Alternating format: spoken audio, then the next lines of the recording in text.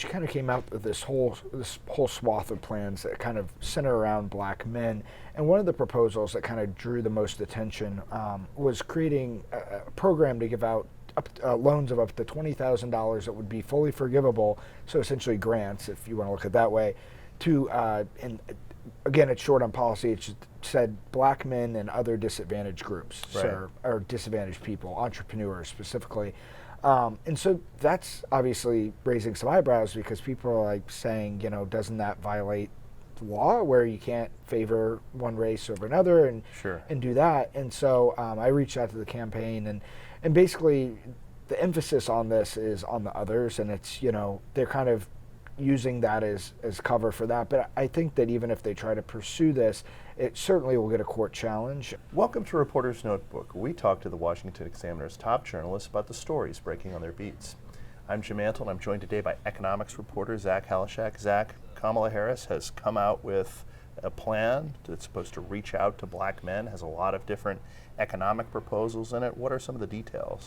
Yeah, so she kind of came out with this whole swath of plans that kind of center around black men, and one of the proposals that kind of drew the most attention was creating a program to give out loans of up to $20,000 that would be fully forgivable, so essentially grants, if you want to look at it that way, to and again, it's short on policy. It said black men and other disadvantaged groups, Right. or disadvantaged people, entrepreneurs specifically.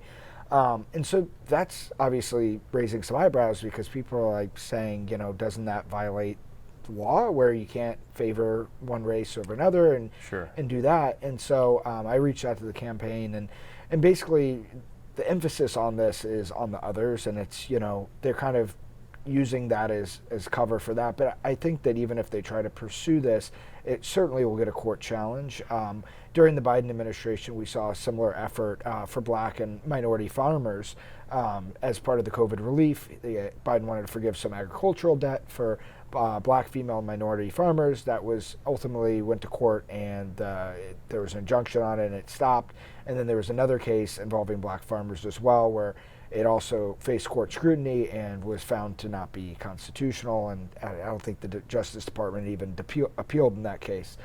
So yeah, I think this is largely geared toward messaging. I don't know how much of this is actually going to be policy should she win the election. So there's not really a legal impediment to creating programs that benefit people broadly within certain economic Yep. categories that might disproportionately involve members of a certain racial group? Yeah, so the exception here, I was talking to one law professor, and he was saying it's groups that have been harmed historically. So like if the government disadvantaged, didn't give something to one race or minority, and then to make up for injury, basically, is what Right. it comes down to. So it'd be a pretty big burden of proof, and to have something that inclusive as black entrepreneurs and others that are disadvantaged, I think it's going to have a tough time in the courts. There was a cryptocurrency component to this plan. Has there been any details that they've fleshed out with that? There hasn't been too many details, and it was very kind of basic, the statement. It basically said that, I think it was 30% of black men own or have owned cryptocurrencies, and that Kamala Harris has a plan to put a regulatory framework in place for the crypto world. And that's about it. Mm-hmm. So we don't really know what that means. She didn't talk about what she wants to see in that regulatory framework. And the Biden administration itself has been kind of accused of not really caring about crypto and actually actively fighting against the cryptocurrency space, which is why you've seen former President Trump endorse cryptocurrency very famously earlier this year, despite calling it Bitcoin a scam, a few years back. So it's Trump has kind of become the crypto presidential candidate, and I think that this, one, is an effort to appeal to black voters, and two, might be her trying to dip the toe into the crypto water and appeal to some of that. But yeah, it's just so light on actual policy details.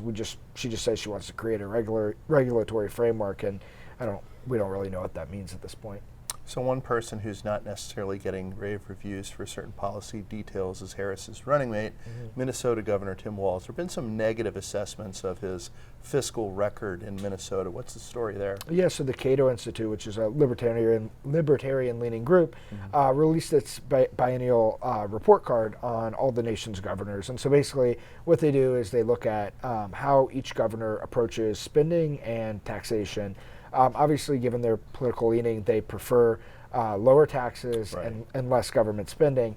And so they rank them, give an A to those who have the lowest taxes and have cut government spending, and the worst grades to those who have increased taxes and bloated the size of the state government. And Walz actually came in dead last. So he got an F, but beyond just being in the category of Fs, he was the dead last, right? Kathy Hochul was the next last one. And they pointed to his tenure, and basically he's passed several bills with a Democratic state legislature, which increased taxes on vehicle registration, indexed the gasoline tax to inflation, so obviously it goes up each year. Just various proposals, and they just said that he really just grew the size of the government. I think the federal budget or the state budget increased by 36% in 1 year. So yeah, that's not a good look for him when he's trying to appeal to more fiscally conservative voters and fiscally moderate voters. Right. I mean, the big part of his appeal, the reason he's on the ticket, is that there are certain Midwestern and middle-of-the-road voters who he might be able to connect with in ways that Harris personally can't. Yeah, and I think that's kind of what the campaign's trying to pitch. You see, the camo hats and the folksy campaign stops. He was, hunting. I think it was quail the other day, kind of appealing to this Midwestern voter. But politically speaking, a lot of Midwesterners in those states tend to like less government, and I think that when the rubber meets the road, it really isn't the reality of what his tenure in government as governor has looked like. You don't want to have to pay the camo hat tax. No, you can't. Thanks, Zach. Thanks. You can read Zach and the rest of our policy team's coverage at washingtonexaminer.com.